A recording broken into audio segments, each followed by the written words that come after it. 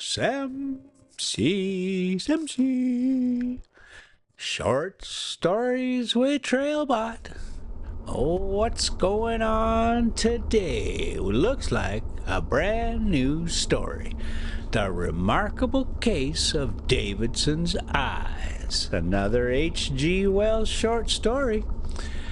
Today, we's camped over at Schoolhouse Campground in the Tonto National Forest again, and we kind of like it there. The ride today, well, we just cruising along Arizona 188 alongside the Roosevelt Lake / reservoir, and you'll get to see the little camping city that develops on the shore there. And we's heading from, looks like about Pumpkin Center, and we's heading over towards Schoolhouse Campground. But I think this one here ends up at the bridge, at Roosevelt Bridge. It's a good place to stop, and here we go. The remarkable case of Davidson's eyes. The transitory mental aberration of Sidney Davidson, remarkable enough in itself, is still more remarkable if Wade's explanation is to be credited. It sets one dreaming of the oddest possibilities of intercommunication in the future, of spending an intercalary 5 minutes on the other side of the world, or being watched in our most secret operations by unsuspected eyes. It happened that I was the immediate witness of Davidson's seizure, and so it falls naturally to me to put the story upon paper. When I say that I was the immediate witness of his seizure, I mean that I was the first on the scene. The thing happened at the Harlow Technical College, just beyond Highgate Archway. He was alone in the larger laboratory when the thing happened. I was in a smaller room where the balances are, writing up some notes.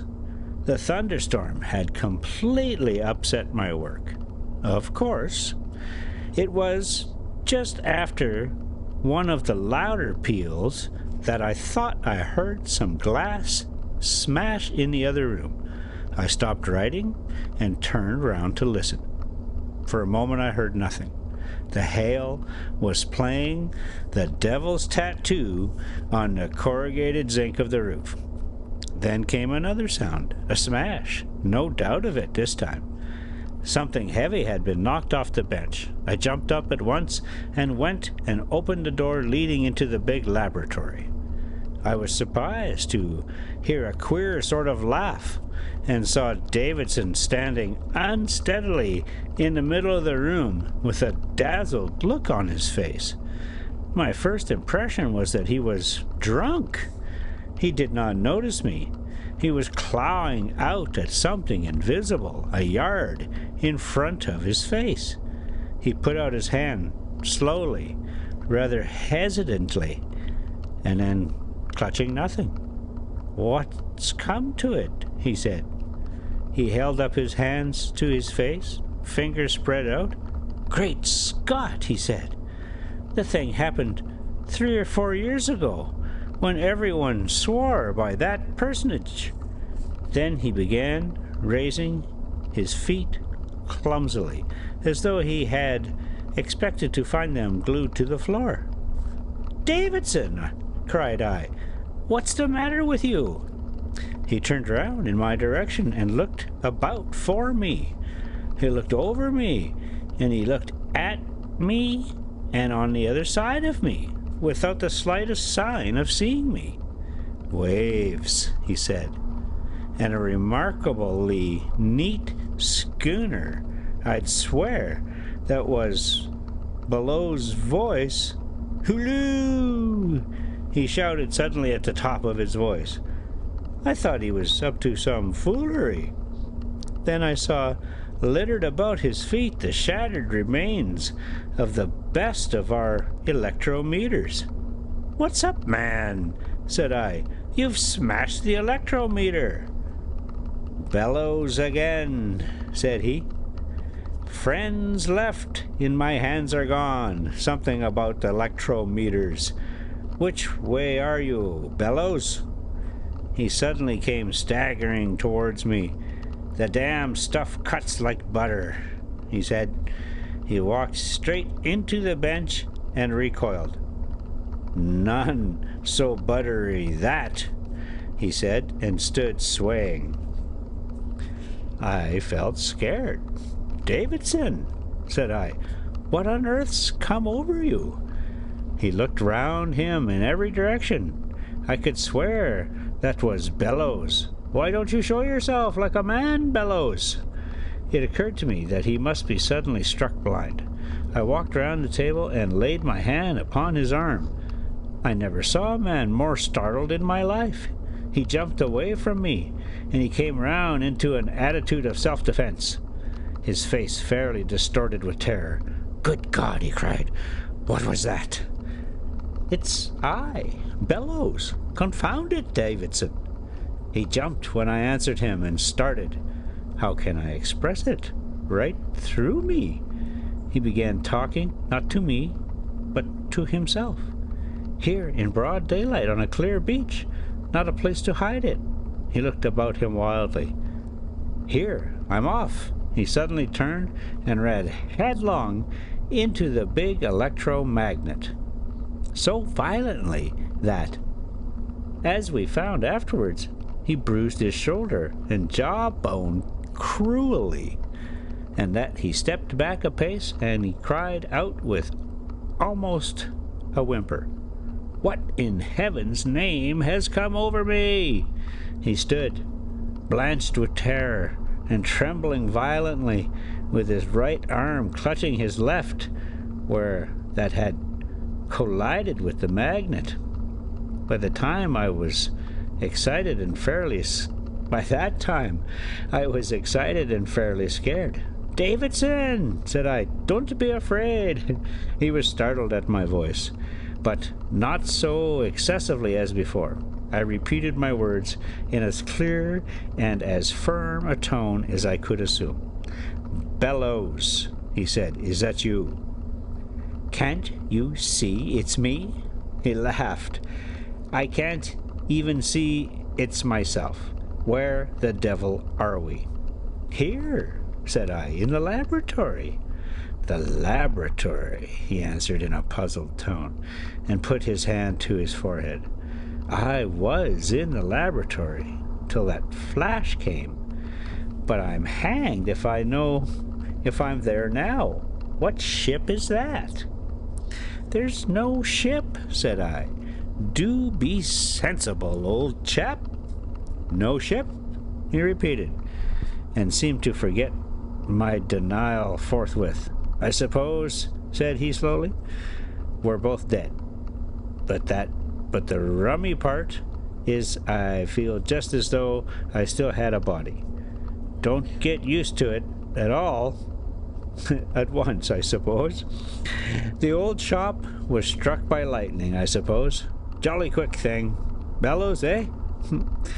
"Don't talk nonsense. You're very much alive. You're in the laboratory, blundering about.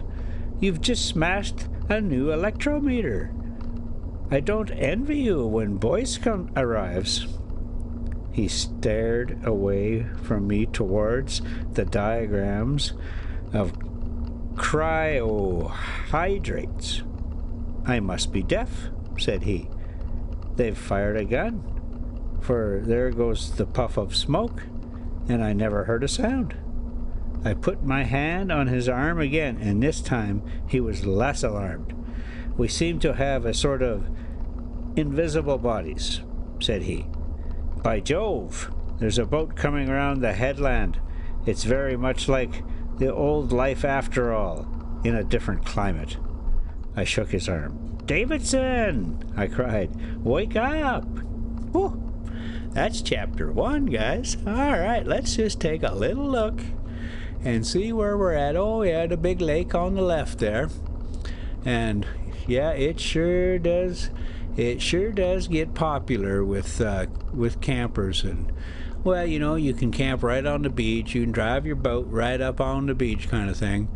And they get all territorial about their spots. All right, let's continue. We got chapter 2 coming up here. We'll be hitting that bridge pretty soon here. Okay, chapter 2. It was just then that Boyce came in.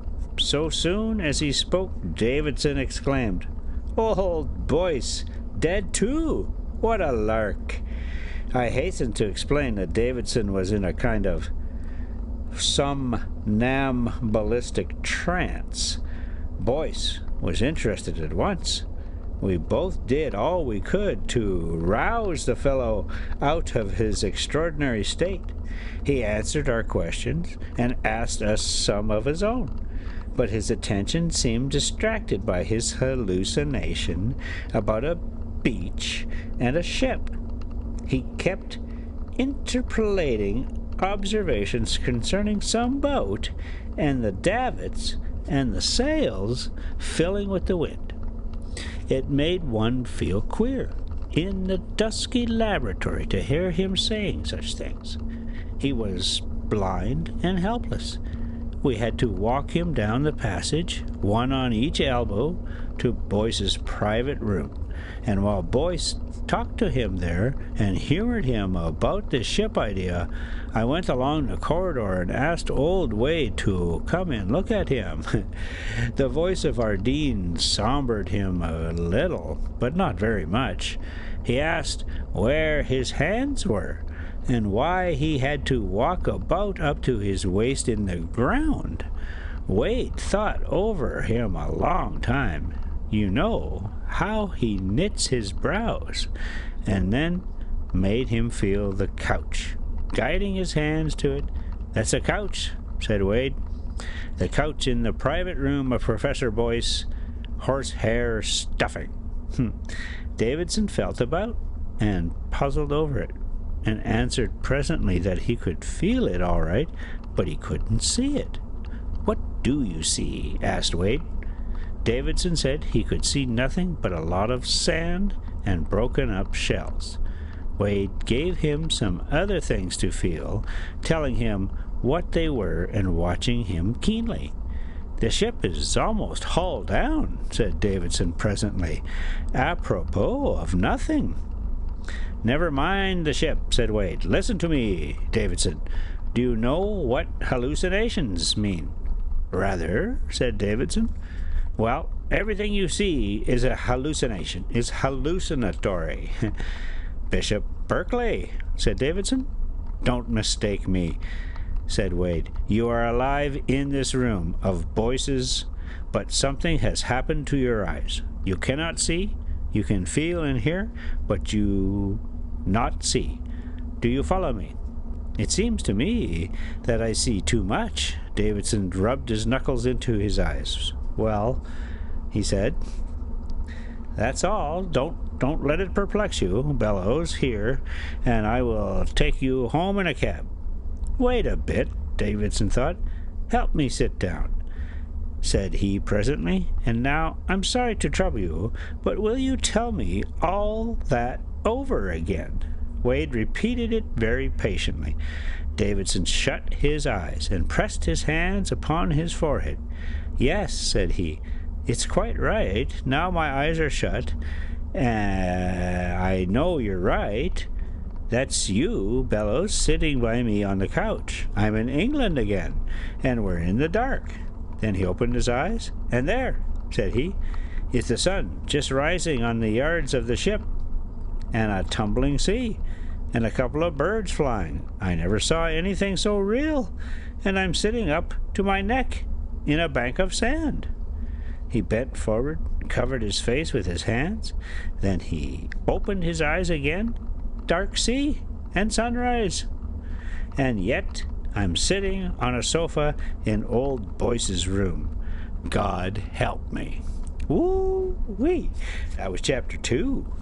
All right, we're gonna jump into chapter 3 here in a half a mo. But let's just take a look at this drive here. We just came across the big old bridge, and was the marina on the left there. And they got a new campground there that's got electricity and stuff. So the middle of summer, if you want to stay at the beach's edge of the marina right there, and there's not much of a beach, but you can get your boat up there close anyway.